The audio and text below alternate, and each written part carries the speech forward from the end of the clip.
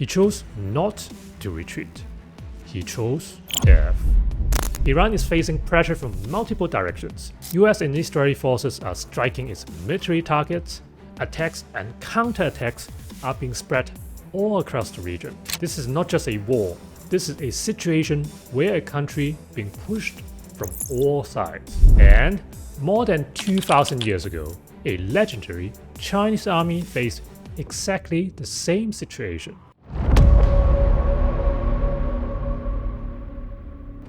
In 2026, the war in Iran escalated rapidly. Joint US and Israeli strikes targeted military infrastructure and leadership in Iran. At the same time, Iran is retaliating across the region, launching missiles, drones, and disrupting shipping routes. The Strait of Hormuz is one of, if not the most important oil route in the world. It has been heavily disrupted, and this impacts 20% or 1/5 of the global energy supply. Iran is not just fighting one enemy.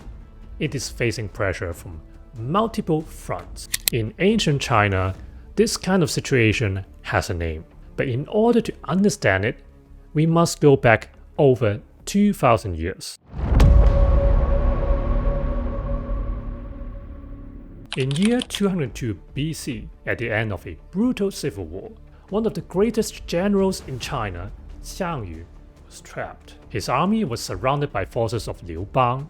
No escape routes, no reinforcements, no way out. At night, something strange happened. From all directions, his enemies suddenly start singing songs from his homeland, the songs of Chu or Chu Ge. His soldiers heard them, and something broke. They thought, even our homeland has fallen, and even our people have surrendered. The morale collapsed. Desertions began.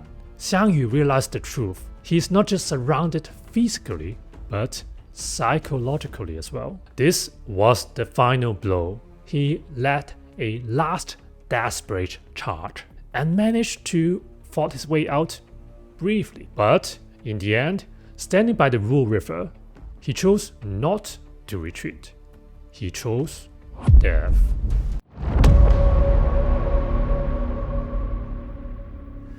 This exact moment became one of the most famous idioms in Chinese history. 四面楚歌, surrounded on all sides, or directly translated as songs of two from four sides.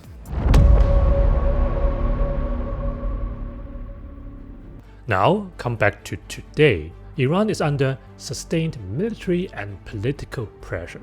Large part of its missile capability has been degraded, and their key leaders being either killed or targeted. At the same time, instability and attacks spread across the region, from the Gulf to the neighboring countries to shipping route. But here's the key difference. Xiang Yu's army collapsed from within, but Iran has not. Despite all the losses, it seems that the leadership is still in control, kind of, and in some sense become even more hardline. There is no sign of internal collapse yet.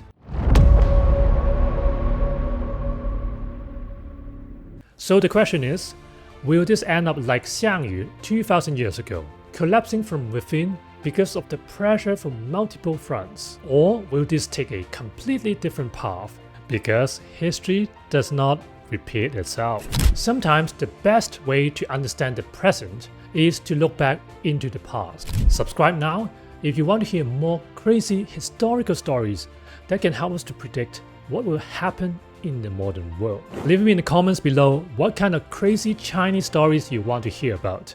See you next time.